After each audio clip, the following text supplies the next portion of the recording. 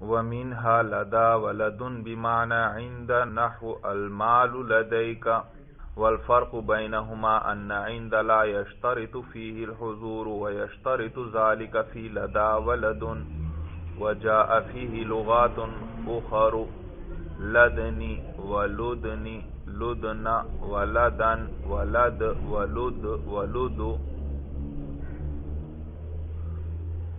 ظروف مبنیہ کا بیان چل رہا ہے. صاحب ہدایت النحو فرماتے ہیں وَمِنْهَا لَدَا وَلَدُن. ظروف مبنیہ میں سے لدا اور لدن ہے بھائی، لدا اور لدن بھائی، اور یہ بمعنی عندہ ہے. کس معنی میں ہے؟ بمعنی عندہ. نحو المال لدیک، المال عندک، مال تمہارے پاس ہے. والفرق بینہما، ہاں البتہ ایک فرق ہے. المال لدیک اس کا معنی بھی ہے مال آپ کے پاس ہے، اور یہ یوں کہو المال لدی، مال میرے پاس ہے. اور اسی طرح میں کہہ سکتا ہوں المال عندی، مال میرے پاس ہے. لیکن فرق دونوں میں یہ ہے کہ عندہ میں مال کی اسی وقت موجودگی آپ کے پاس ضروری نہیں. مثلا مال گھر پر پڑا ہو تو بھی آپ کہہ سکتے ہیں المال عندی. مال الماری میں پڑا ہے آپ پھر بھی کہہ سکتے ہیں المال عندی. مال بینک میں پڑا ہوا ہے آپ کا، پھر بھی آپ کہہ سکتے ہیں المال عندی. لیکن لدا کے اندر ضروری ہے کہ وہ اس وقت آپ کے پاس حاضر ہو، موجود ہو. جب آپ کے پاس اس وقت موجود ہے تو پھر آپ کہہ سکتے ہیں المال لدی. لیکن اگر گھر پر پڑا یا الماری میں ہے یا بینک میں ہے تو پھر آپ المال لدی نہیں کہہ سکتے. تو معلوم ہوا لدا کے اندر حضور ضروری ہے کہ وہ مال، وہ چیز آپ کے پاس حاضر ہو، موجود ہو. جبکہ عندہ میں وسعت ہے، چاہے حاضر ہو آپ کے پاس چاہے حاضر نہ ہو، دونوں صورتوں میں کہہ سکتے ہیں. تو کہتے ہیں والفرق بینہما، اور فرق ان دونوں میں یہ ہے ان استعمال کے اعتبار سے کہ ان عندہ لا یشترط فیہ الحضور، کو عندہ جو ہے اس کے اندر اس چیز کی موجودگی ضروری نہیں ہے. وَيَشْتَرِطُ ذَلِكَ فِي لَدَا وَلَدُن، اور اس کی شرط ہے لدا اور لدن میں کہ وہ چیز پاس ہی حاضر ہو، پاس ہی موجود ہو. وَجَاءَ فِيهِ لُغَاتٌ أُخَرُ، اور اس میں اور لغتیں بھی آئی ہیں، یعنی اور تلفظ بھی آئے ہیں. عربی بڑی وسیع زبان ہے، بہت بڑے علاقے میں بولی جاتی ہے، اور تو بعضوں میں مختلف تلفظ مختلف تھے بھائی. بعض تو لدا پڑھتے لدن، اور کیا ہے جیسے لدنی یہ ایک لغت ہے، اور ایک لدنا، اور اسی نون کے نیچے زیر بھی ہے لدنی. دیکھا بعض اس طرح پڑھتے اس کو.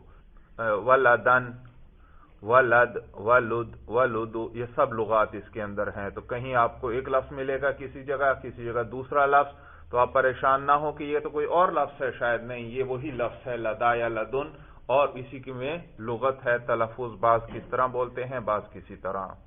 جیسے آپ اور زبانوں میں بھی دیکھتے ہیں بھائی، ایک علاقے والے ایک لفظ کو ایک طرح بولتے ہیں، اور اسی زبان والے کچھ فاصلے پر دوسرا علاقہ ہو تو وہی اس لفظ کو دوسری طرح بولتے ہیں بھائی. وَمِنْهَا قَطُّ، اور ظروف مبنیہ میں سے قطُّ بھی ہے. لِلْمَاضِ الْمَنْفِي، یہ کس لیے ہے؟ ماضی منفی کے لیے. نحو مَا رَأَيْتُهُ قَطُّ. بھائی قطُّ جو ہے نا، قطُّ اس میں بھی کئی لغات ہیں. قطُّ، قاف پر فتحہ اور طا مشدد، قطُّ، اور اسی میں قاف پر ضمہ بھی ہے، قطُّ. اور تیسری لغت ہے کہ قاف پر فتحہ اور طا ساکن، قط، یہ لغت بھی اس کے اندر آئی ہے بھائی. اور یہ ماضی منفی کے لیے آتا ہے، یعنی زمانہ ماضی کا یہ استغراق کر لیتا ہے، گھیر لیتا ہے اس سارے کو. مثلا میں کہتا ہوں ما رأیت زیدا قط، میں نے زید کو کبھی بھی نہیں دیکھا. دیکھا کبھی بھی کیا مانا؟ زمانہ ماضی میں کسی بھی وقت میں نے اس کو نہیں. تو دیکھو پورا زمانہ ماضی کا استغراق کر لیا، اس کو گھیر لیا، اور پھر اس کی نفی ہو گئی. تو یہ پورا زمانہ ماضی کو گھیرنے کے لیے کیا لفظ آتا ہے؟ قط. تو کہتے ہیں منہا قط للماضی المنفی، یہ قط جو ہے ماضی منفی کے لیے آتا ہے. اور دیکھو ما رأیتہ، دیکھو نفی آ رہی ہے یا نہیں؟ میں نے نہیں دیکھا. ما رأیتہ قط میں نے اس کو کبھی بھی نہیں دیکھا ومنها عوض اور انہی میں سے کیا ہے عوض بھی ہے بھائی جی عوض یا عوض مختلف لغات ہیں ان میں بھائی للمستقبل المنفی یہ قط کا برعکس ہے وہ ماضی منفی کے لیے تھا یہ للمستقبل المنفی یہ مستقبل منفی کے لیے ہے مثلا آپ کہتے ہیں میں یہ کام کبھی بھی نہیں کروں گا یعنی پورے مستقبل کا آپ نے اس میں احاطہ کر لیا اور اس کی نفی کر دی تو آپ کیا کہیں گے لا افعل عوض یا لا افعل هذا عوض سورج سمجھ میں آ گئی تو کہتے ہیں اور ظروف مبنیہ میں سے ایک عوض بھی ہے مستقبل منفی کے لیے نحو لا اضربه عوض میں کبھی بھی اس کو نہیں ماروں گا وعلم انه اذا اضيف الظروف الى الجملہ اور جان لے تو اچھا پہلے ترکیب کر لیں بھائی گزشتہ جملوں کی المال لدیک جی ترکیب کیجیے المال مرفوع لفظا مبتدا جی لدیک لدا مرفوع محلا مضاف شاباش لدا مرفوع محلا مضاف مرفوع کیوں کی خبر بدل خبر ہے اور یہ ہم کس چیز کا بیان پڑھ رہے ہیں ضرور کا جی ضرور کا مبنیات ہاں اور لدا ظرف ہے جگہ کے لیے آتا ہے پاس قریب والی جگہ قریب مراد ہے تو مال اور قریب ہونا یہ ایک چیز ہے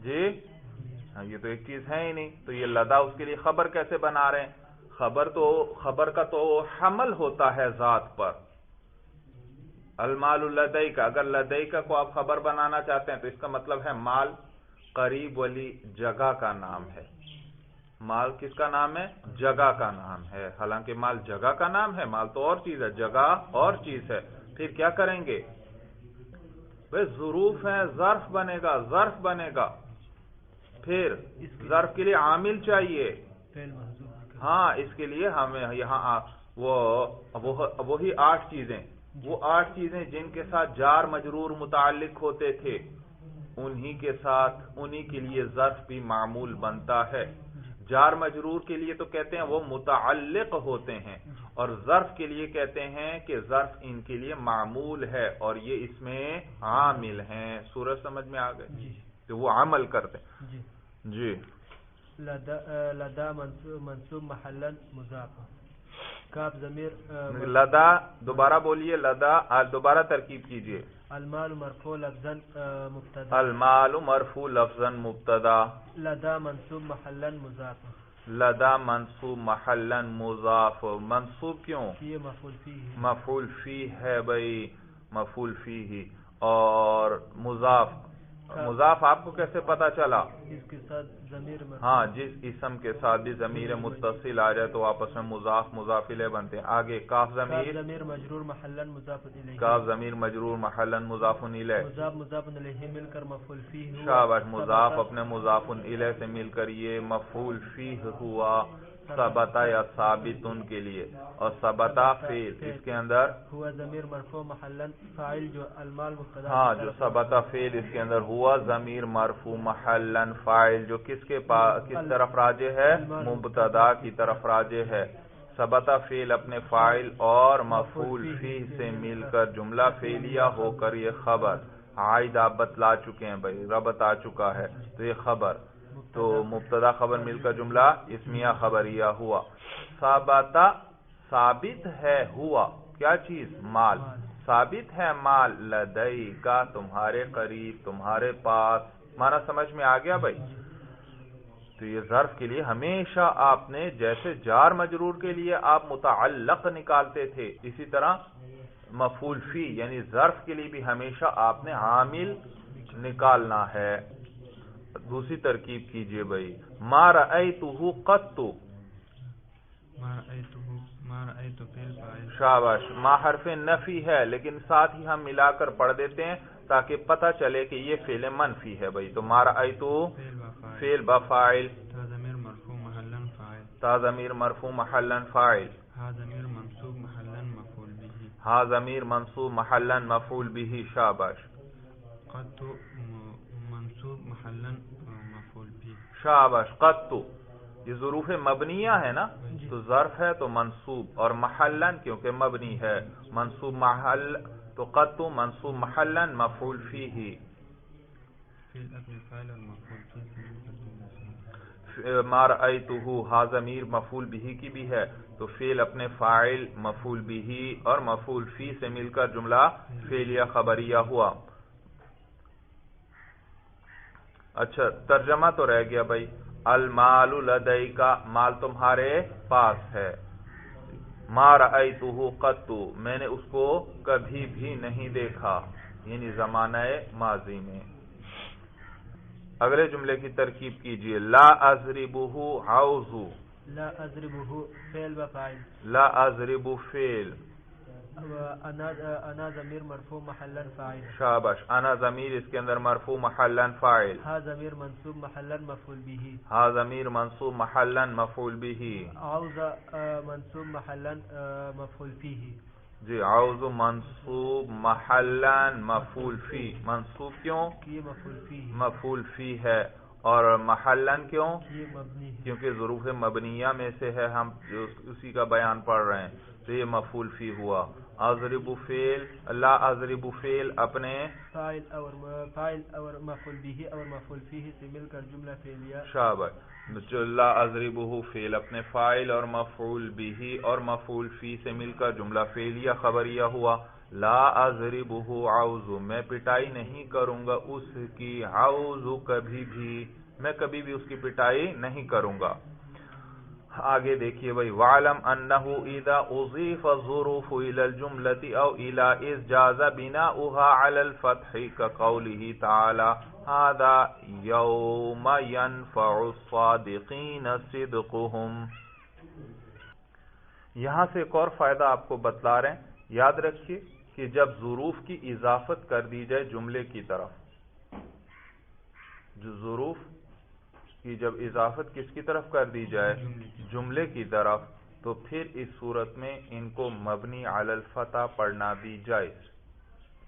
ایک تو جو ان پہ اعراب آ رہا ہو وہ اعراب بھی پڑھا جا سکتا ہے، وہ بھی پڑھنا جائز، اور ان کو مبنی علی الفتح پڑھنا بھی جائز ہے.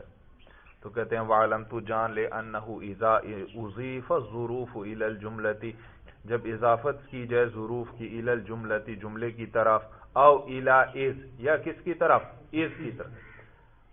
تو إِذْ کی طرف تو جاز بناؤها علی الفتح تو ان کی بنا علی الفتح جائز ہے. ان کو مبنی علی الفتح پڑھانا، مبنی علی الفتح بنانا جائز ہے. قولہ تعالی جیسے کہ اللہ تعالیٰ کا یہ قول ہے ھذا یوم ینفع الصادقین صدقہم. دیکھیے یوم، یوم کی اضافت ہو رہی ہے جملے کی طرف. ینفع الصادقین صدقہم، اس پورے جملے کی طرف یوم کی اضافت ہو رہی ہے. اور آپ کو انہوں نے ابھی ضابطہ بتلایا کہ ظرف کی اضافت جب کس کی طرف ہو؟ جملے کی طرف، تو اس پر اس کا اپنا اعراب پڑھنا بھی جائز اور مبنی علی الفتح پڑھنا بھی جائز.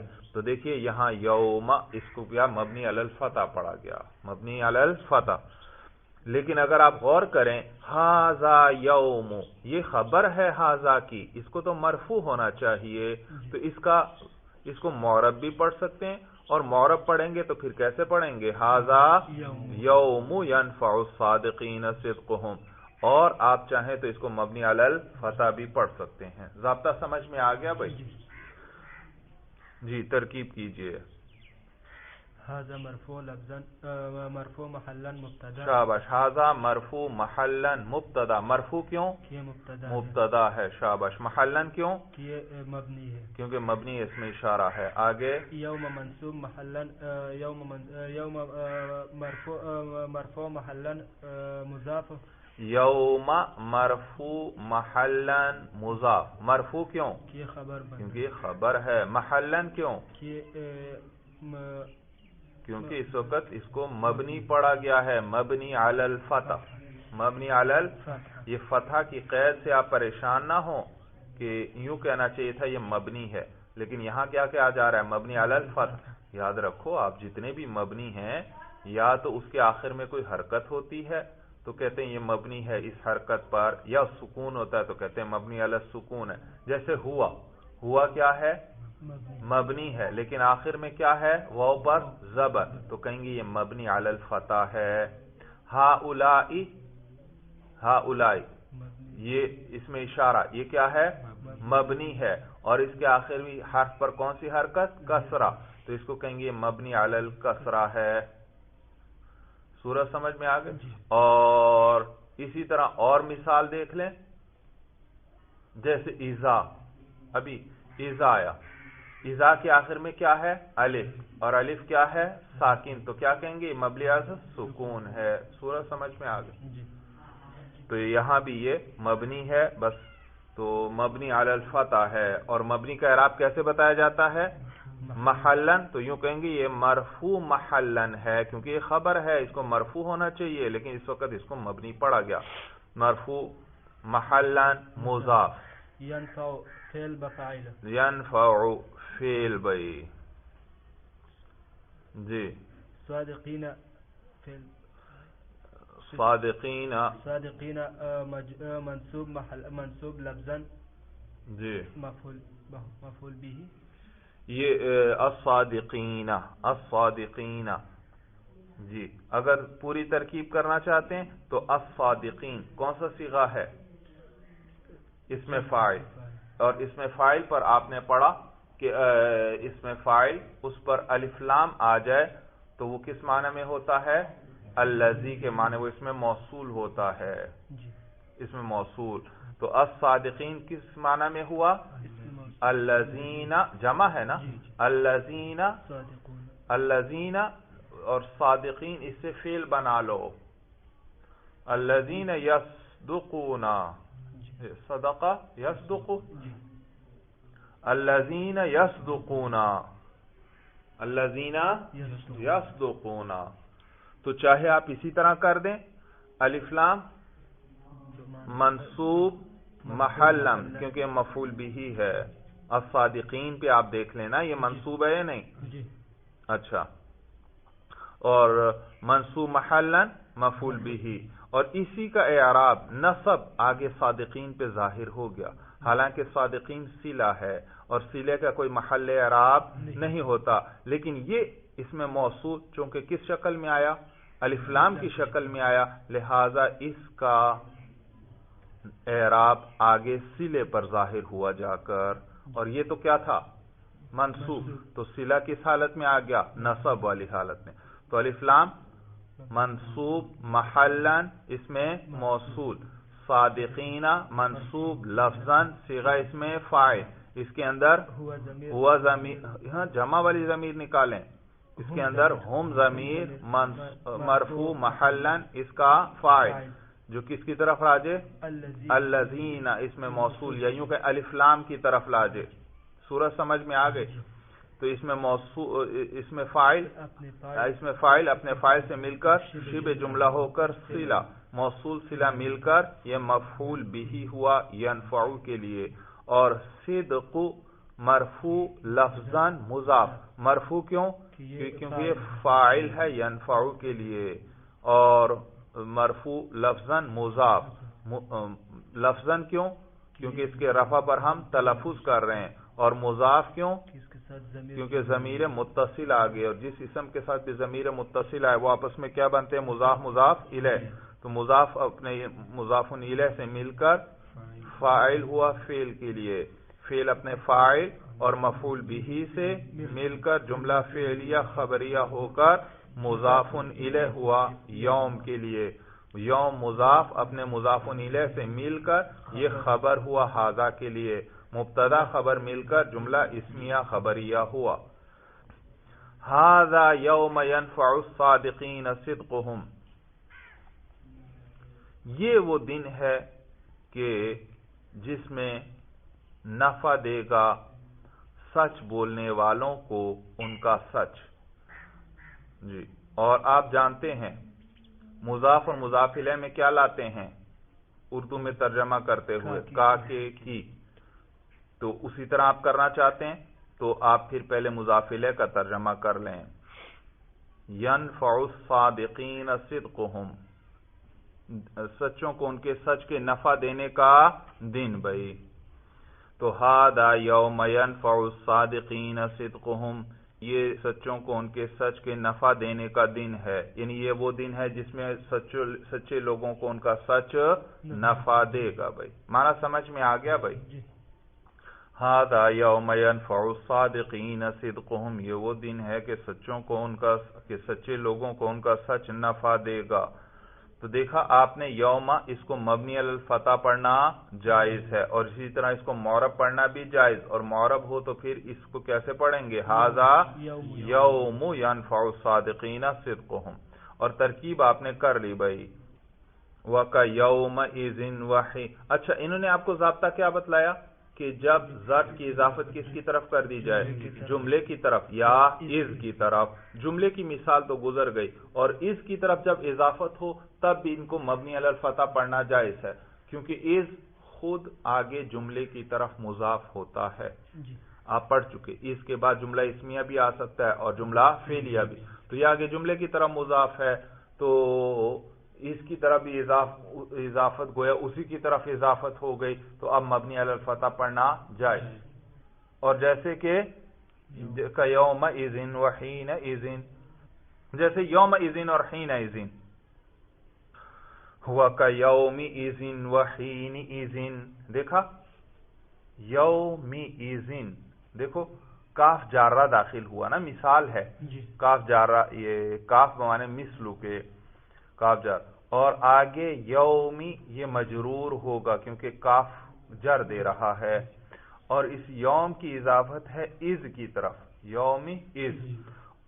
याद रखिए इज के बाद आगे जुमला होता है, क्या होता है, आप पढ़ चुके हैं कि इस की इजाफत जुमले की तरफ होती है, और फिर कभी कभार उस जुमले को हज़फ कर दिया जाता है और उसके इवज ये इज को तनवीन दे देते हैं। इज इन, ये तनवीन जो आ रही है इज पर, ये कौन किसके इवज है, उस जुमले के इवज में है। बात समझ में आ गई। और आसान फिर उसकी ताबीर इससे कर लेते हैं का यौमी इज काना कजा, का यौमी इज जिस दिन ऐसा होगा, काना कजा, सूरत समझ में आ गई। तो उस जुमले को ताबीर फिर काना कजा से कर देते हैं, जो हर ये तकरीबन अक्सर जगह चल जाता है। यौमी इज काना कजा।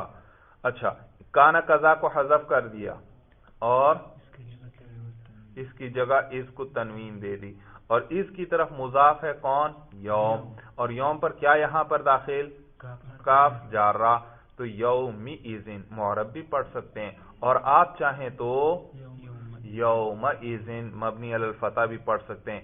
इसी तरह हीन, ये भी जमाने का नाम है, ज़र्फ है, इसकी इजाफत जब इज की तरफ की तो यहां पर भी हीनी इज़िन, क्योंकि इसका अतफ किस पर है, यौमी इज़िन, और आप चाहें तो इसको भी मबनी अलल फतह पढ़ें, हीना इज़िन ऐ हीना इज़ काना कज़ा। बात समझ में आ गई। तो कहते हैं वका यौम इज़िन व हीन इज़िन वकज़ालिका मिस्लु व गैरुन मअ मा व अन्ना, और इसी तरह मिस्लु और गैरु है मअ मा, किसके साथ, मा के साथ, व अन और अन के साथ, व अन्ना और अन। अब भाई ये मिस्लु और गैरु की बात कर रहे हैं, ये ज़ुरूफ में से तो नहीं, लेकिन ज़ुरूफ के बारे में आपने पढ़ लिया कि ज़ुरूफ जब जुमले की तरह मुजाफ हो जाएं तो वो क्या बन जाते हैं, उनको मबनी पढ़ना भी जायज। यही हुक्म चूंकि मिस्ल और गैरू का भी था, उन्हीं का भी इस जैसा हुक्म था, तो इसलिए उनको भी यहां जिक्र कर दिया, अगरचे मिस्ल और गैरू ज़ुरूफ में से नहीं। कहते हैं मिस्ल और गैरू जब मा अन या अन्ना के साथ हैं, यानी इनकी तरफ मुजाफ हों, तो फिर इनको भी मबनी अलल फतह पढ़ना जायज है। कौन, मिस्लु और गैरू किसकी तरफ मुजाफ हों, मा या अन या अन्ना, इनकी तरफ मुजाफ हो तो फिर इनको भी मबनी अलल फतह पढ़ना भी जायज और मौरब पढ़ना भी जायज। याद रखिए ये माँ ये मस्दरिया है, ये फेल पर दाखिल होगा اور اس کو کس تعویل میں کر دے گا؟ مصدر کی تعویل میں کر دے گا. اسی طرح ان بھی مصدریہ ہے، آپ جانتے ہیں فعل پر ان داخل ہو اس کو مصدر کے معنی میں کر دیتا ہے. اسی طرح انا یہ بھی کیا ہے؟ یہ مبتدا خبر پر داخل ہوتا ہے اور اس کو مصدر کے معنی میں کر دیتا ہے. بھائی تقول ضربتہ مثل ما ضرب زید، تو دیکھو مثلا کی اضافت ہو رہی ہے کس کی طرف؟ ما ضربہ کی طرف. تو اس پر اعراب کو اس کو معرب پڑھنا بھی جائز اور مبنی علی الفتح پڑھنا بھی جائز. اچھا وغیر ان ضرب زید ای ضربتہ غیر ان ضرب زید، اس غیرہ کی اضافت کس کی طرف ہو رہی ہے؟ ان ضرب زید کی طرف، تو لہذا اس کو معرب پڑھنا بھی جائز اور مبنی علی الفتح پڑھنا بھی جائز ہے. بھائی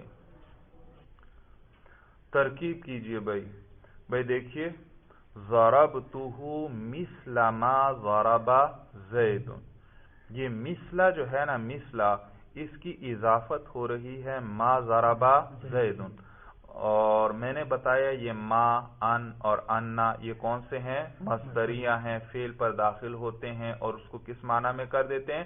مصدر کے معنی میں. تو یہاں مثل کی اضافت ہو رہی ہے ما ضربہ کی طرف، تو اس کو معرب پڑھنا بھی جائز اور مبنی علی الفتح پڑھنا بھی جائز، مبنی علی الفتح.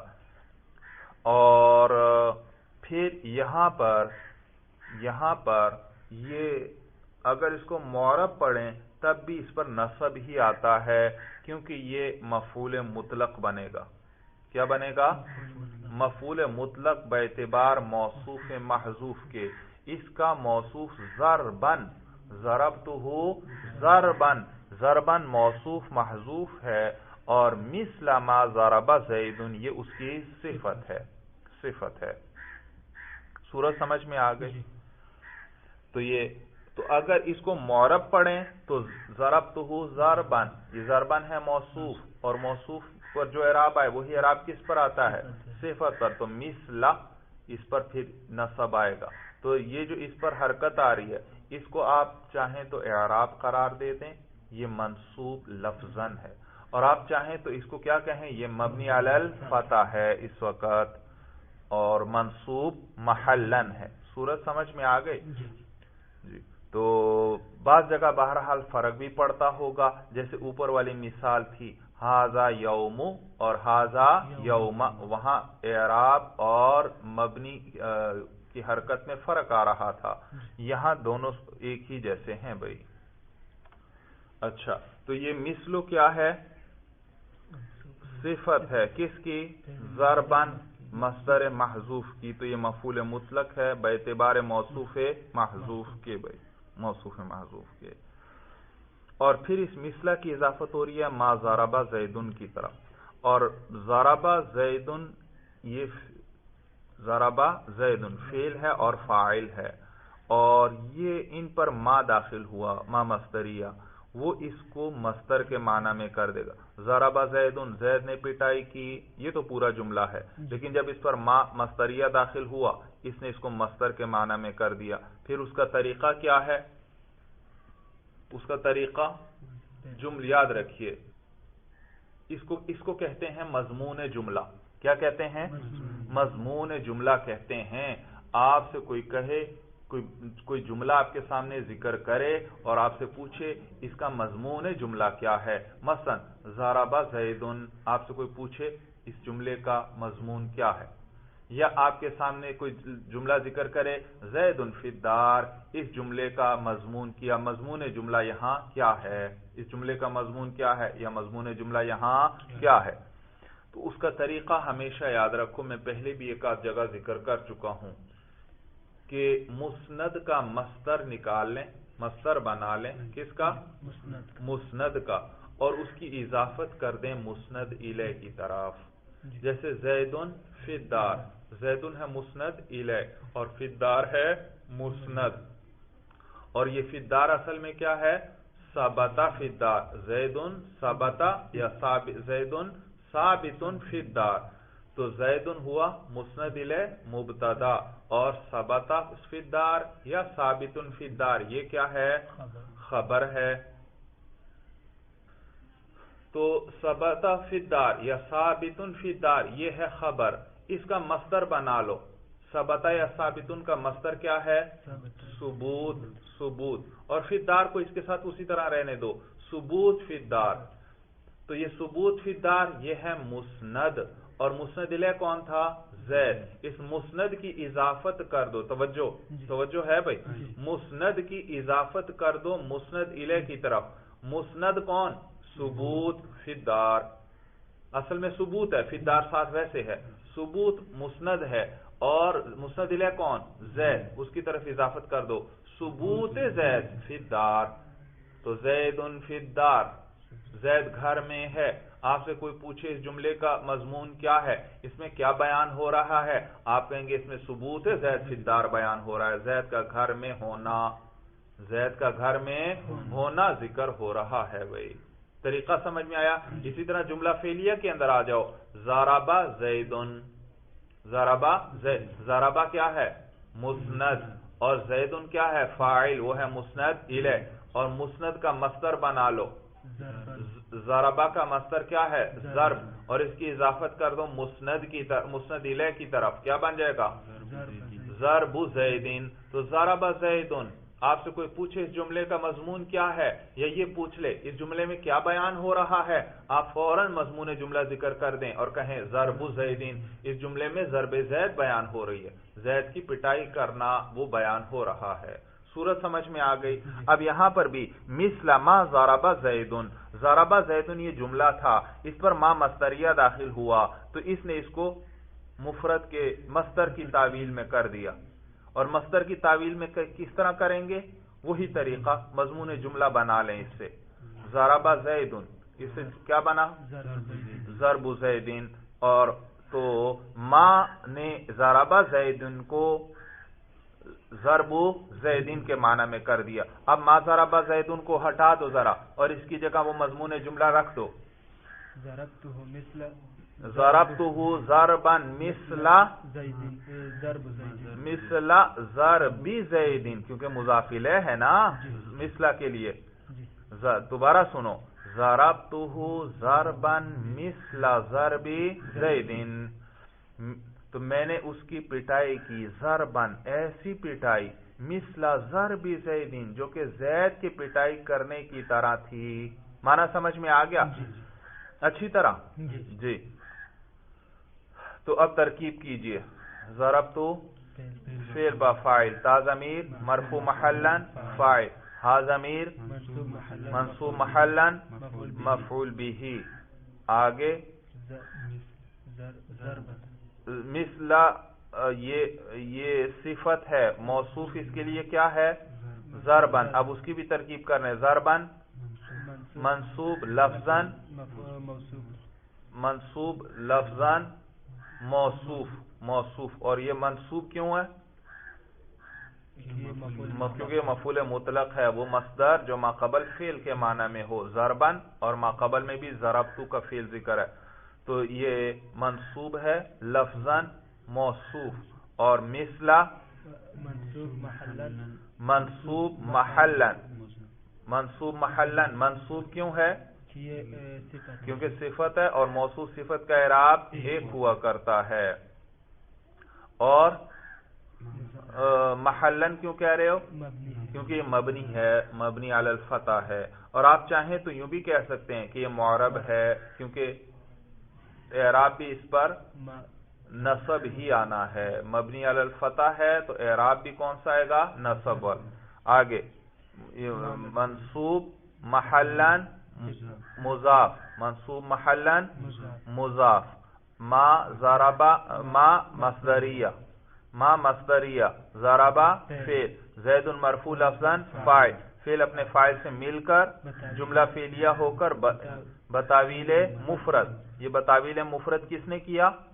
ما مصدریہ نے. تو فعل اپنے فاعل سے مل کر جملہ فعلیہ ہو کر ما مصدریہ کی وجہ سے بتاویل مفرد یہ مضاف الیہ ہوا. کس کے لیے؟ مثل کے لیے. بتاویل مفرد کس طرح ہوا؟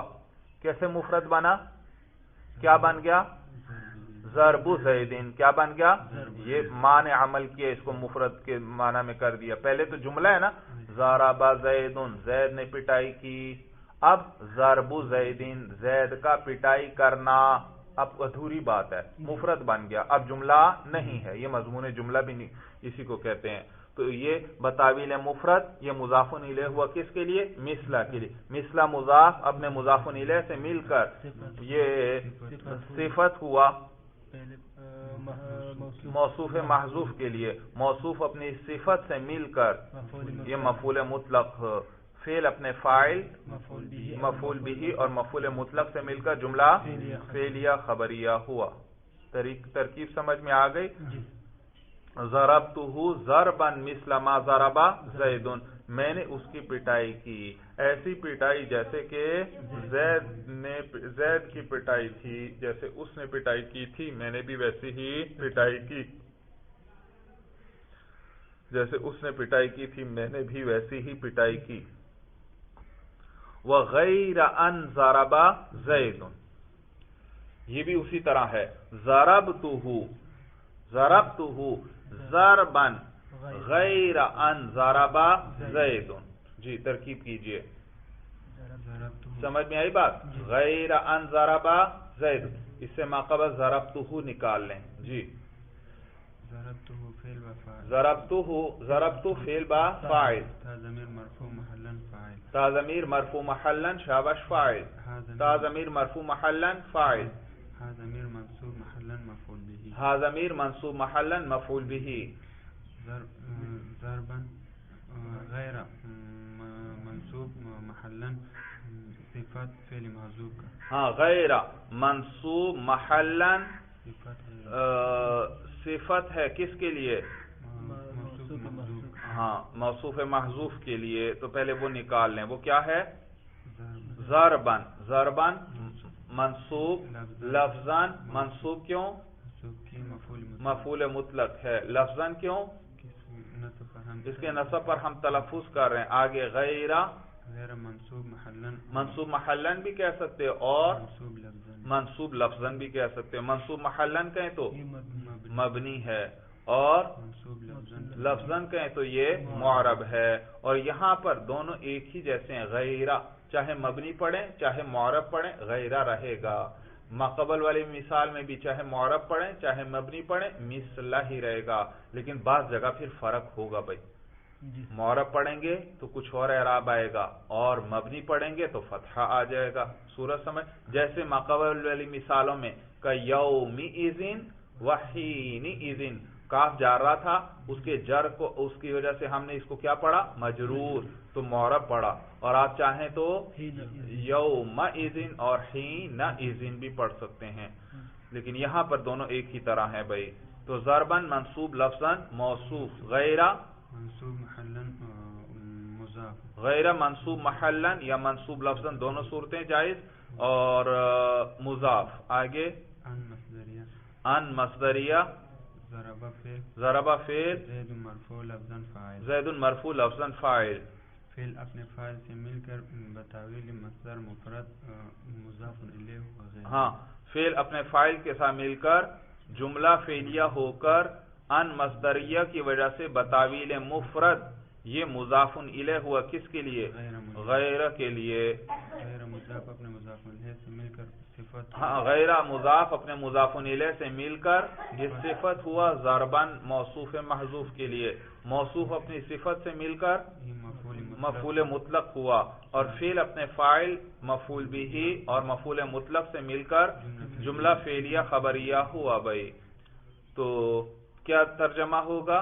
ضربتہ ضرباً غیر ان ضرب زید، اس کا ذرا مضمون جملہ بنا لو یا اس کو مفرد کی تعویل میں لے جاؤ، ہاں غیر ضرب زید، ضربتہ ضربا غیر ضرب زید، میں نے اس کی پٹائی کی، ضربا ایسی پٹائی کرنا، غیر ضرب زید جو زید کی پٹائی کے علاوہ تھی، یعنی اس سے مختلف تھی۔ صورت سمجھ میں آ گئی؟ وَمِنْهَا أَمْسِ بِالْكَسْرِ عِنْدَ أَهْلِ الْحِجَازِ، اور ظروف مبنیہ میں سے امسی بھی ہے بالکسری کسرہ کے ساتھ، عند اہل الحجاز، اہل حجاز کے نزدیک. بھئی میں پہلے بتا چکا ہوں حجاز عرب کا ایک بہت بڑا علاقہ ہے، جیسے یوں سمجھیں ایک صوبہ ہوتا ہے، تو بہت بڑا علاقہ ہے، اور یہ مکہ اور مدینہ بھی اسی کے اندر آتے ہیں. تو اس سارے علاقے کو حجاز کہتے ہیں، اور یہاں کے رہنے والے اہل حجاز کہلائیں گے. بھائی تو کہتے ہیں ظروف مبنیہ میں سے ایک امسی بھی ہے، یہ کسرہ کے ساتھ ہے اہل حجاز کے نزدیک، یعنی وہ کسرہ کے ساتھ میں، یعنی مبنی علی الکسرہ اس کو پڑھتے ہیں. بھائی مبنی علی الکسرہ. تو امسی کا معنی ہوتا ہے گزشتہ کل، گزشتہ کل. بھائی اردو میں کل کا لفظ گزشتہ کل کے لیے بھی استعمال ہوتا ہے، آنے والے کل کے لیے بھی. مثلا میں آپ سے کہتا ہوں کل زید آیا تھا، دیکھو کون سا والا کل؟ ماضی کا، گزشتہ.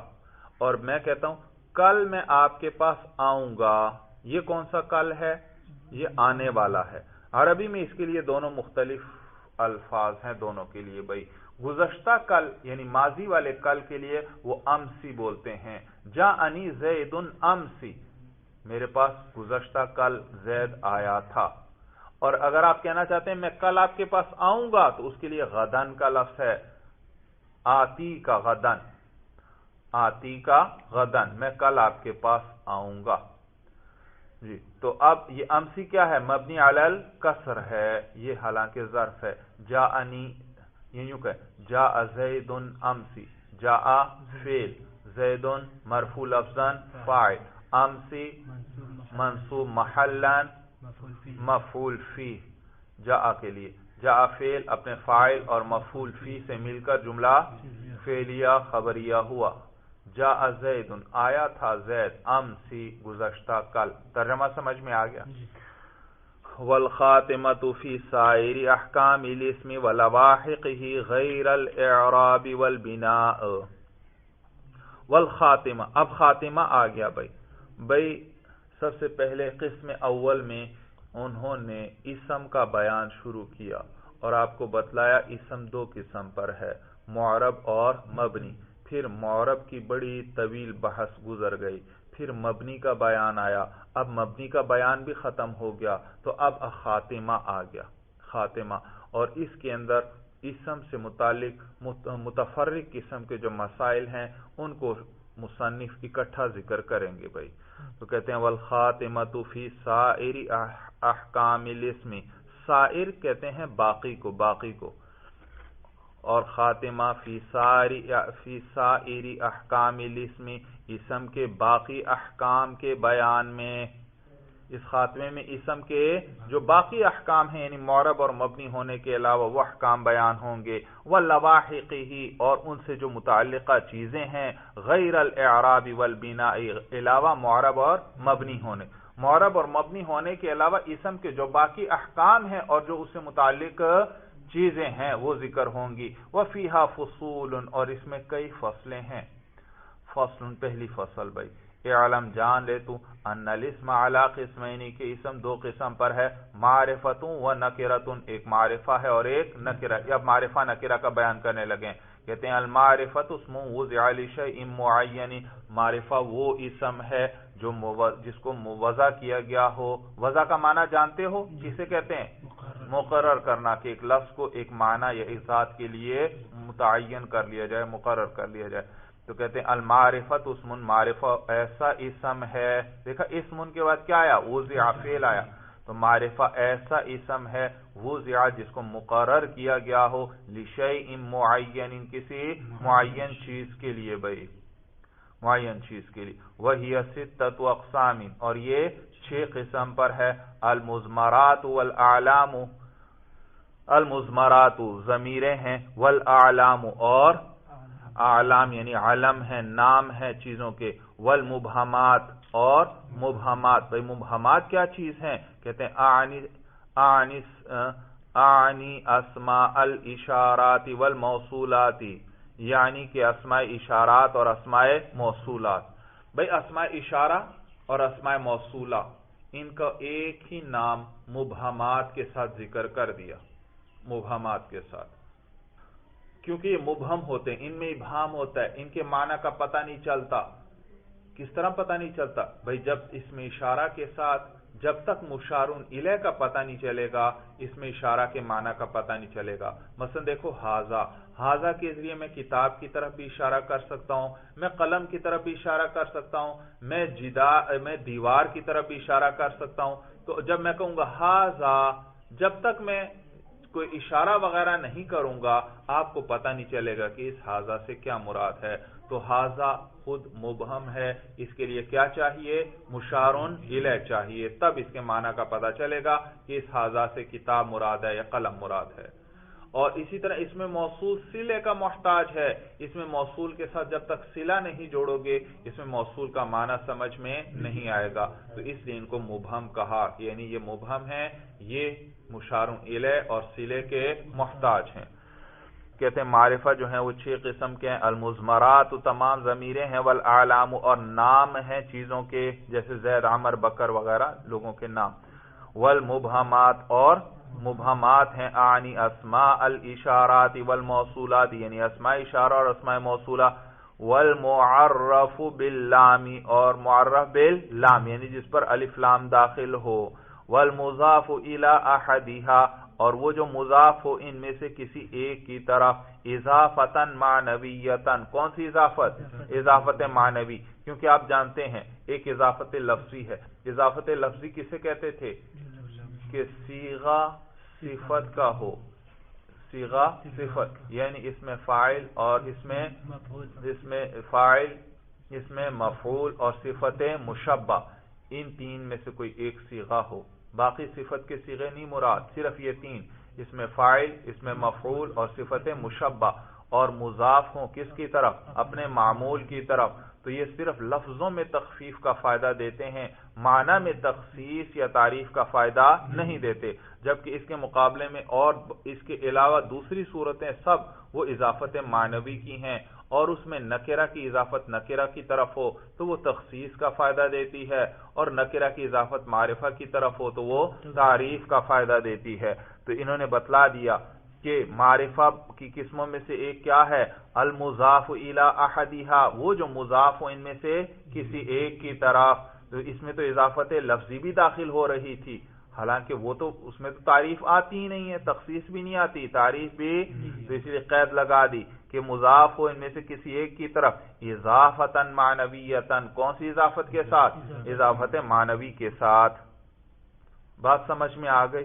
والمعرف بالنداء، اور چھٹا معرفہ جو ہے وہ جو ندا کی وجہ سے معرفہ ہو، ندا کی وجہ سے معرفہ ہو. آپ پڑھ چکے ہیں اس کا بیان، بھائی حرف ندا کا بیان گزرا تھا نا اس میں جی. وہاں پر آپ کو میں نے بتلایا تھا کہ جیسے الف لام جب کسی اسم پر داخل ہوتا ہے تو اس کو معرفہ بنا دیتا ہے، اسی طرح یہ حرف ندا بھی جب کسی لفظ پر داخل ہوتے ہیں کسی اسم پر تو اس کو معرفہ بنا دیتے ہیں. اور تو یہ الف لام اس کو اعلی تعریف کہتے ہیں، یعنی کسی لفظ پر داخل ہوتا ہے تو اس کو معرفہ اور اسی طرح یہ حرف ندا کو بھی کیا کہتے ہیں؟ اعلی تعریف، اعلی تعریف. اور یہ دونوں جمع نہیں ہوتے، جہاں الف لام ہو وہاں یا نہیں آئے گی یا حرف ندا نہیں آئے گا، اور جہاں حرف ندا ہو وہاں الف لام نہیں ہوگا. ہاں البتہ یا اللہ، یہ لفظ اللہ کے اندر دونوں جمع ہو جاتے ہیں، اور یہ لفظ اللہ کی خصوصیت ہے بھائی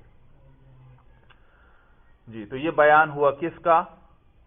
معرفہ. کون کون سے ہیں ذرا پھر دوہرائیں. نمبر 1 تمام ضمیر ہیں، نمبر 2 عالم ہے، نمبر 3 مبہمات یعنی اس میں اشارہ اور اس میں موصول، نمبر 4 معرب باللام، نمبر 5 ان 5 میں سے کسی ایک کی طرف مضاف ہو اضافت معنوی کے ساتھ، اور نمبر 7 معرفہ بنیدہ ہے، معرفہ بنیدہ. اب ایک بات یاد رکھیے بھائی، بعض الفاظ ایسے ہیں کہ وہ معرفہ کی طرف مضاف ہو جائیں پھر بھی وہ نکرہ ہی رہتے ہیں. تو آپ یہ نہ سمجھیں کہ جو بھی چیز ان 5-6 کی طرف مضاف ہو جائے، انہوں نے کیا کہا؟ یہ اوپر یہ ضمیر یا علم یا مبہمات یا معرب باللام کی طرف کوئی اسم مضاف ہو جائے اضافت معنوی کے ساتھ تو وہ اسم بھی کیا بن جائے گا؟ معرفہ. جیسے غلام، اس کی ضمیر کی طرف اضافت کریں غلامہ، یا غلام پہلے نکرہ تھا لیکن اب کیا بن گیا معرفہ. غلام کی اضافت علم کی طرف کریں غلام زید، یہ غلام اب کیا بن گیا معرفہ. غلام کی اضافت اس میں اشارہ کی طرف کریں غلام ھذا، یہ غلام اب کیا ہے معرفہ ہے. غلام کی اضافت اس میں موصول کی طرف کریں غلام الذی ضربک، یہ غلام کیا ہے یہ اب معرفہ بن چکا ہے. اسی طرح غلام کی اضافت کر دیں معرف باللام کی طرف غلام الرجل، اس آدمی کا غلام. تو دیکھو ان تمام صورتوں میں یہ جو بھی اسم ان معرفہ میں سے کسی ایک کی طرف مضاف ہوتا ہے وہ بھی کیا بن جاتا ہے معرفہ. لیکن کچھ الفاظ ایسے ہیں جو معرفہ کی طرف مضاف ہو جائیں پھر بھی وہ نکرہ کے نکرہ ہی رہتے ہیں. ان میں سے ایک لفظ ہے غیر. غیر. اسی طرح نحو مثل اور اسی طرح شبہ، اسی طرح احد. یہ الفاظ ہیں، کچھ الفاظ ہیں جو معرفہ کی طرح مضاف ہو جائیں پھر بھی کیا رہتے ہیں نکرہ ہی رہتے ہیں. دیکھو آپ معنی پہ خود غور کر لیں. مثلا غیر کی اضافت کریں زید کی طرف غیر زید. آپ نے غلام کی اضافت کی تھی. غلام پہلے مثلا دنیا میں 1,00,000 غلام ہیں فرض کرو، یا میرے سامنے اس وقت 10 غلام کھڑے ہیں، 10 غلام. جب میں نے کہا غلام تو ان میں سے ہر ایک پر یہ صادق آ سکتا ہے یہ بھی غلام، دوسرا بھی غلام، تیسرا بھی غلام. لیکن جب میں نے کہا غلام زیدین تو اب ان میں سے صرف ایک جو ہے وہ جو زید کا غلام ہے اس پر یہ صادق آ رہا ہے اور کسی پر نہیں. اور معرفہ بھی کس کو کہتے ہیں جو کسی معین پر صادق آئے. دیکھو اب یہ غلام زیدین کس پر صادق آ رہا ہے ایک معین پر صادق آ رہا ہے. جبکہ اس کے مقابلے میں غیر کی اضافت کر دو زید کی طرف غیر زیدین، زید کے علاوہ. اب زید کے علاوہ کوئی شخص متعین ہوا نہیں. زید کے علاوہ تو بکر بھی ہے، خالد بھی ہے، عمر بھی ہے، عثمان بھی ہے، سب ہیں. تو دیکھا تعین نہیں آئی، سب پہ غیر زیدین. یہ بھی غیر زیدین ہے، دوسرا بھی غیر زیدین ہے، تیسرا بھی غیر زید. تو دیکھا تعریف نہیں آئی، حالانکہ کس کی طرف مضاف ہے معرفہ. تو کچھ لفظ ایسے ہیں جو معرفہ کی طرف مضاف ہو جائیں پھر بھی وہ کیا رہتے ہیں نکرہ. اسی طرح نحو زیدین، زید جیسا، یا مثل زیدین، زید جیسا وہ عمر بھی ہو سکتا ہے، بکر بھی ہو سکتا ہے، خالد بھی ہو سکتا ہے. تعین نہیں آئی. جو بھی زید جیسی صفات والا آئے گا اس پر کیا صادق آئے گا مثل زیدین صادق آ جائے گا. سورج سمجھ میں آ گئی. یہ اسی طرح اور ہے شبہ زیدین، شبہ کا معنی بھی مثل، یا احد کا لفظ بھی اسی طرح ہے. مثلا میرے پاس 2 ساتھی آئے تھے تو اب میں آپ کو بیان کرتا ہوں کہ احدہما، ان دونوں میں سے ایک. احد کی اضافت ہما ضمیر کی طرف ہو رہی ہے. آپ کو پتا چلا کون سا والا؟ دیکھا پتہ نہیں چلا، تعین نہیں ہوئی. معلوم ہو ابھی بھی یہ معرفہ نہیں بنا. کیا بنا؟ کیا ہے نکرہ ہی ہے.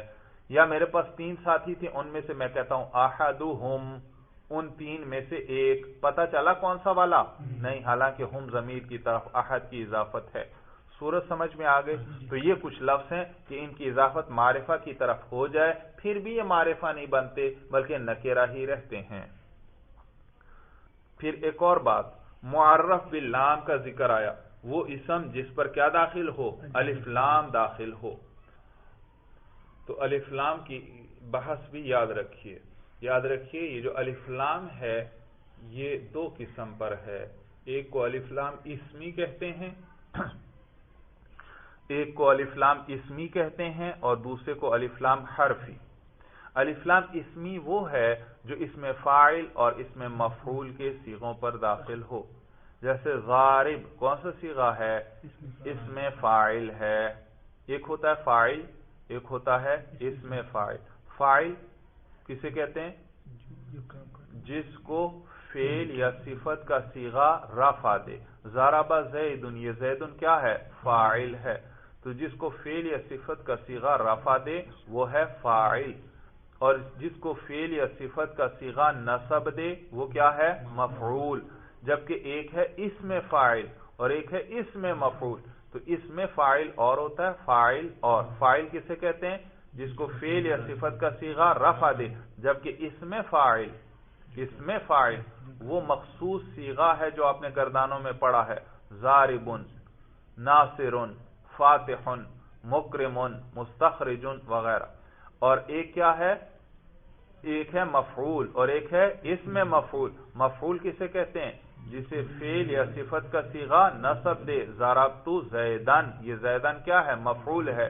جبکہ ایک ہے اسم مفعول. اسم مفعول اس مخصوص صیغے کا نام ہے جو آپ نے گردانوں میں پڑھا. مضروب، مفتوح، مکرم، مستخرج، یہ سب کیا ہیں؟ اسم مفعول.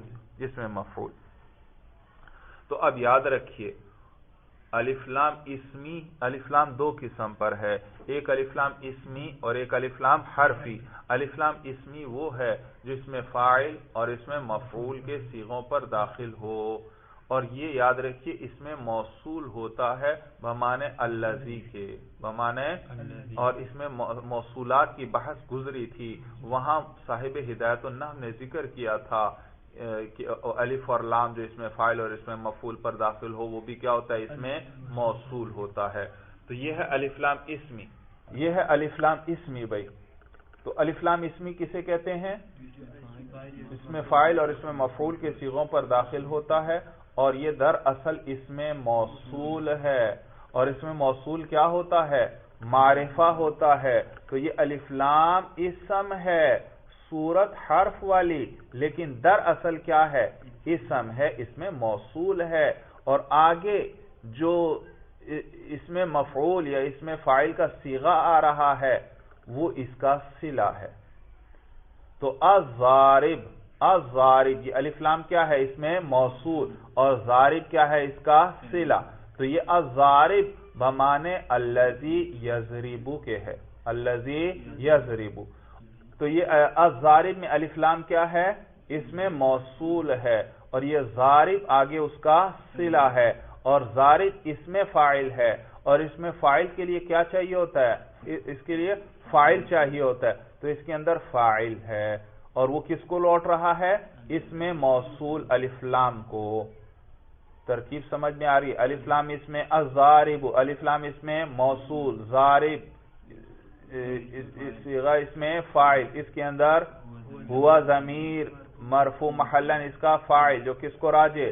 الف لام اس میں موصول کو. اس میں فاعل اپنے فاعل سے مل کر شبہ جملہ ہو کر صلہ ہوا موصول کے لیے. اس پر ایک دو اشکال ہوتے ہیں، وہ بھی میں نے ذکر کیے تھے. ایک اشکال یہ ہوتا ہے کہ یہ تو اس میں موصول کا صلہ شبہ جملہ آ گیا، حالانکہ ہم نے پڑھا تھا کہ اس میں موصول کا صلہ جملہ ہوتا ہے. جواب یہ کہ الضارب در اصل الذی یضرب تھا، الذی یضرب. تو الذی کو کون سی شکل دے دی؟ الف لام والی. اور الف لام تو صرف کس پر داخل ہوتا ہے؟ مفرد پر داخل ہوتا ہے، جملے پر یا فعل پر داخل نہیں ہوتا. تو لہذا مجبوراً جب اس میں موصول کو الف لام والی شکل دی تو یضرب جملہ کو بھی مفرد یعنی شبہ جملہ والی صورت دے دی، ضارب. صورت سمجھ میں آ گئی؟ اسی طرح الذی، اسی طرح المضروب، اس میں بھی الف لام اسمی ہے اور مضروب اس کا صلہ، اور در اصل یہ کیا ہے؟ ہاں. تو یہ المضروب بمعنی الذی یضرب، الذی یضرب کے معنی میں ہے. تو پہلا اشکال کیا ہوا کہ یہ موصول کا صلہ تو جملہ ہوتا ہے، یہ مفرد کیوں؟ تو جواب سمجھ میں آیا بھائی کہ یہ چونکہ اس میں موصول الف لام کی شکل میں آیا اور الف لام تو مفرد پہ داخل ہوتا ہے، جملے پہ داخل نہیں ہوتا، لہذا اس کا صلہ تھا تو جملہ، لیکن پھر ہم نے اس کو مجبوراً کون سی صورت دے دی؟ مفرد والی صورت دے دی. پھر دوسرا اشکال ہوتا ہے الضارب، ضارب تو یہ مرفوع ہے، حالانکہ صلہ جو ہوتا ہے اس کے لیے تو ہم نے پڑھا تھا لا محل لہ من الاعراب، اس کا کوئی محل اعراب نہیں ہوتا. جواب یہ کہ ہاں بات ایسی ہی ہے، صلے کے لیے کوئی محل اعراب نہیں ہوتا. لیکن یہاں الف چونکہ یہ ضارب صلہ ہے کس کا؟ الضارب میں یہ ضارب صلہ ہے کس کا؟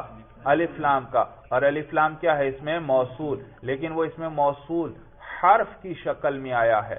الف لام تو دراصل حرف ہوتا ہے، تو یہ اس میں موصول چونکہ حرف کی صورت میں آیا اور حرف پر تو اعراب آ نہیں سکتا، تو اسی کا اعراب اس صلے پر آ کر ظاہر ہو گیا. تو جو اس الف لام کا اعراب اس میں موصول کا اعراب ہوگا وہی ضارب پر آ کر ظاہر ہوگا. اگر یہ مثلا جاء الضارب، جاء فعل، الف لام مرفوع محلان اس میں موصول، مرفوع کیوں؟ فاعل ہے، تو یہ فاعل ہے، مرفوع ہے، تو اسی کا اعراب ضارب پر بھی رفع ظاہر ہو جائے گا. تو ضارب مرفوع لفظاً صیغہ اس میں فاعل، اس کے اندر ہوا ضمیر مرفوع محلاً اس کا فاعل جو کس کو راجع؟ الف لام کو. اس میں فاعل اپنے فاعل سے مل کر شبہ جملہ ہو کر صلہ، موصول صلہ مل کر یہ فاعل ہوا جاء کے لیے. فعل اپنے فاعل سے مل کر جملہ فعلیہ خبریہ ہوا. صورت سمجھ میں آ گئی. تو الضارب کس معنی میں ہے؟ الذی یضرب، اور المضروب کس معنی میں ہے؟ الذی یضرب. تو حاصل کلام یہ ہوا کہ الف لام دو قسم پر ہے، ایک الف لام اسمی، ایک الف لام حرفی.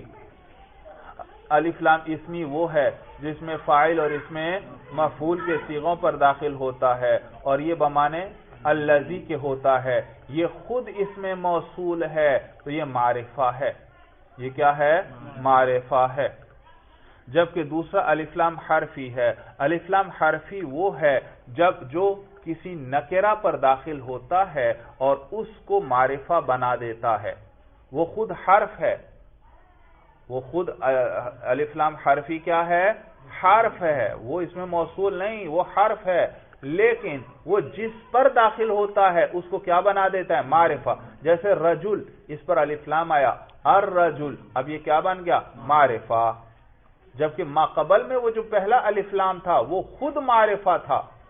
وہ دوسرے کو معرفہ نہیں بنا رہا، وہ خود کیا ہے؟ معرفہ، اور آگے اس کا صلہ ہے. جبکہ یہاں الرجل میں بات اور طرح ہے. یہاں الف لام خود معرفہ نہیں، خود حرف ہے. ہاں اس رجل پر داخل ہو کر اس رجل کو اس نے کیا بنا دیا؟ معرفہ بنا دیا. وہ الف لام حرفی حرف ہے اور یہ نکرہ پر داخل ہوتا ہے اور اس کو معرفہ بنا دیتا ہے. اور اس کی تعبیر یاد رکھیے، الف لام حرفی وہ ہے جس کے ذریعے کسی چیز کی طرف اشارہ کیا جائے.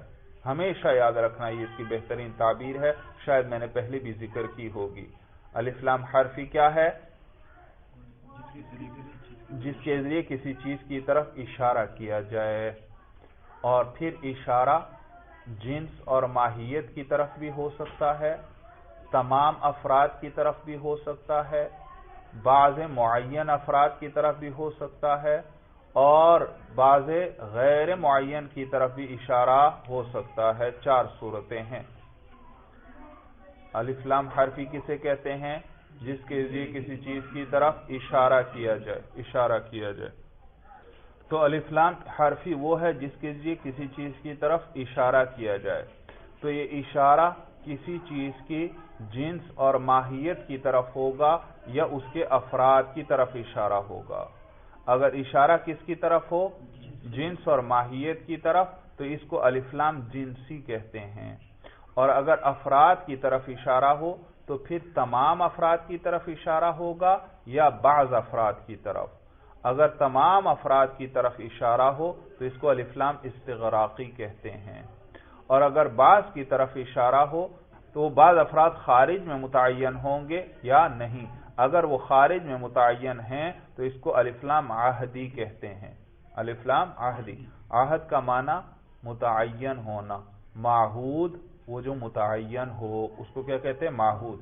تو اگر افراد خارج میں متعین ہوں تو اس کو کہیں گے الف لام عہدی، عہد خارجی، الف لام عہد خارجی. اور اگر خارج میں متعین نہیں، ذہن میں متعین ہے تو اس کو کہیں گے الف لام عہد ذہنی. بھائی صورت سمجھ میں آ گئی؟ دوبارہ سنو. الف لام حرفی وہ ہے جس کے ذریعے کسی چیز کی طرف اشارہ کیا جائے. اگر اشارہ کسی چیز کی جنس اور ماہیت کی طرف ہو، افراد کی طرف نہیں بلکہ جنس اور ماہیت کی طرف، تو اس کو الف لام جنسی کہتے ہیں.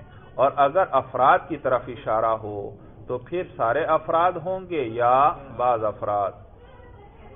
تو اگر سارے افراد کی طرف اشارہ ہے تو اس کو الف لام استغراقی کہتے ہیں. اور اگر بعض افراد کی طرف اشارہ ہے تو پھر وہ بعض خارج میں متعین ہوں گے یا ذہن میں متعین ہوں گے۔ اگر خارج میں متعین ہیں تو وہ الف لام مہد خارجی، اور اگر خارج میں نہیں متعین صرف ذہن میں متعین ہیں تو وہ پھر الف لام مہد ذہنی کہلاتا ہے۔ صورت سمجھ میں آ گئی؟ جیسے دیکھو مثلا میں کہتا ہوں الرجل خیر من المرأة، الرجل الف لام آ گیا، خیر من المرأة آ گیا، الف لام آ گیا، تو یہ الف لام کیا اس میں فاعل یا اس میں مفعول کے صیغوں پر داخل ہوا ہے؟ معلوم ہوا یہ الف لام اسمی نہیں، یہ الف لام حرفی ہے، اور الف لام حرفی اس کے لیے تو کسی چیز کی طرف اشارہ ہوتا ہے، تو کس کی طرف ہے یہاں اشارہ؟ آپ نے غور کیا الرجل، الرجل تو پتہ چلا جنس اور ماہیت کی طرف اشارہ ہے۔ ترجمہ یوں ہوگا الرجل جنس رجل جو ہے، الرجل خیر من المرأة وہ افضل ہے، بہتر ہے، کس سے؟ جنس امرأة سے۔ تو الرجل خیر من المرأة، تو یہ الرجل میں الف لام جنسی ہے، معنی کیا ہوگا؟ جنس رجل افضل ہے، بہتر ہے جنس امرأة سے۔ افراد نہیں مراد، افراد نہیں بلکہ جنس اور ماہیت مراد ہے کہ یہ جو ایک جنس ہے مرد کی، ایک جنس ہے عورت کی، اللہ نے کس کو فضیلت دی ہے؟ مرد والی جنس جو ہے اس کو فضیلت دی ہے عورتوں پر بھائی۔ تو الرجل خیر من المرأة جنس رجل بہتر ہے کس سے؟ جنس امرأة سے۔ افراد نہیں مراد، ورنہ تو یہ درست نہیں رہے گا، اس لیے کیونکہ آپ مجھے خود بتائیے ایک مرد ہے اور کافر ہے، اور ایک عورت ہے اور مومنہ ہے، ایمان والی ہے، کون افضل ہے؟ ظاہر سی بات ہے ایمان والی عورت افضل ہے، تو لہٰذا اگر افراد کا اعتبار کیا جائے پھر تو یہ درست ہی نہیں رہے گی بات ہر جگہ پر۔ صورت سمجھ میں آ گئی؟ تو معلوم ہوا افراد نہیں مراد بلکہ کیا مراد ہے؟ جنس، کہ یہ جنس جو ہے اس کو اللہ نے فضیلت دی ہے دوسری جنس پر بھائی۔ صورت سمجھ میں آ گئی؟ ہاں، تو معلوم ہوا یہ الف لام کون سا ہے؟ الف لام جنسی ہے، اور اگر الف لام کے ذریعے اشارہ جنس کی طرف نہ ہو بلکہ افراد کی طرف ہو اور تمام افراد مراد ہوں تو اس کو الف لام استغراقی کہتے ہیں۔ جیسے والعصر ان الانسان لفی خسر، ان الانسان، یہ الانسان پر جو الف لام ہے یہ الف لام استغراقی ہے۔ ان الانسان لفی خسر، یقیناً تمام انسان خسارے میں ہیں۔ ان الانسان یقیناً تمام، سوال یہ کہ یہ تمام والا معنی کہاں سے آیا؟ جواب یہ کہ یہ اس الف لام کا ترجمہ کیا جا رہا ہے، کیونکہ یہ الف لام کون سا ہے؟ استغراقی ہے، اور یہ تمام افراد کے استغراق کا اور احاطے کا فائدہ دیتا ہے۔ صورت سمجھ میں آ گئی؟ چلیے بس بھائی، باقی پھر کل کریں گے انشاءاللہ۔ چلیے بس بھائی، ھذا ھو المرام، اللہ اعلم بحقیقت الکلام۔